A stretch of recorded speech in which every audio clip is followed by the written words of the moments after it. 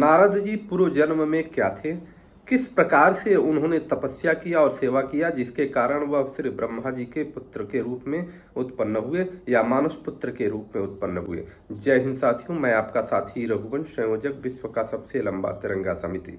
मित्रों, श्रीमद् भगवत महापुराण में यह वर्णित है कि नारद जी पूर्व जन्म में कुछ और थे और किस प्रकार से वह तपस्या करते हैं और ब्रह्मा जी के पुत्र के रूप में, मानस पुत्र के रूप में वह आते हैं, अवतरित होते हैं।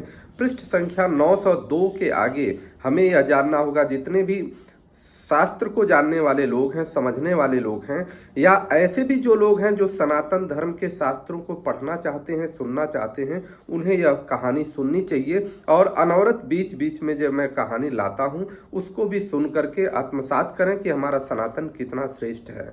नारद जी पूर्व जन्म में क्या थे? पूर्व जन्म में नारद जी एक गंधर्व थे और एक बार की बात है कि देवताओं की सभा में एक ज्ञान सत्र का आयोजन हुआ। चूंकि नारद जी गंधर्व के रूप में थे, उनका नाम था उपवरहण। अब देखिए, उपवरहण नाम के गंधर्व को भी बुलाया गया और जो ज्ञान सत्र था, उस ज्ञान सत्र में सभी गंधर्वों को, पूरे सृष्टि के जितने भी लोग थे, विद्वान लोग भी थे, सबको आमंत्रित किया गया। परंतु जितने गंधर्व इत्यादि लोग थे उनके लिए यह निर्दिष्ट था कि ज्ञान सत्र में जितने भी ज्ञान रूपी चीजें हैं उसी को प्रदर्शित किया जाए। चूंकि नारद जी जो उपवरहण नाम के गंधर्व थे वह सुंदर थे, बहुत ही सुंदर सुडौल शरीर के थे। उनकी कांति, उनकी नेत्रों की स्थिति, जो मुखमंडल था वह चमकता था और स्त्रियों के इतना उनसे प्रेम करती थीं स्त्रियां कि जिसके कारण वह उन्मत्त रहा करते थे। उन्मत्त का अर्थ होता है कि जब हम किसी चीज के अति के कारण हम इस प्रकार से अभिमानित हो जाएं या हमारे अंदर मद आ जाए, उसी को हम कहते हैं। तो इसलिए वह उन्मत्त थे। नारद जी जो उपवरहण नाम के गंधर्व के रूप में थे, वे भी अपने साथियों के साथ, स्त्रियों के साथ गान बजान करते हुए उस ज्ञान सत्र में पहुंचे। परंतु ज्ञान सत्र की जो गरिमा थी, उस ज्ञान सत्र की गरिमा का उन्होंने ख्याल नहीं किया और लोक नृत्य या लोक गीतों के माध्यम से, या कुछ ऐसे लौकिक गीत हैं जिसको हम कह सकते हैं कि उस ज्ञान सत्र के लिए उचित नहीं था, उसके माध्यम से इन्होंने मस्त होकर के गाना प्रारंभ कर दिया।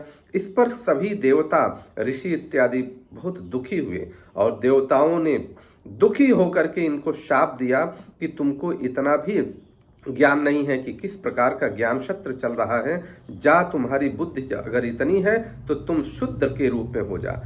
उसी के बाद नारद जी अगली बार, जो नारद जी उपवरहण नाम के गंधर्व थे, अगले जन्म में वह एक दासी का पुत्र के रूप में उत्पन्न हुए।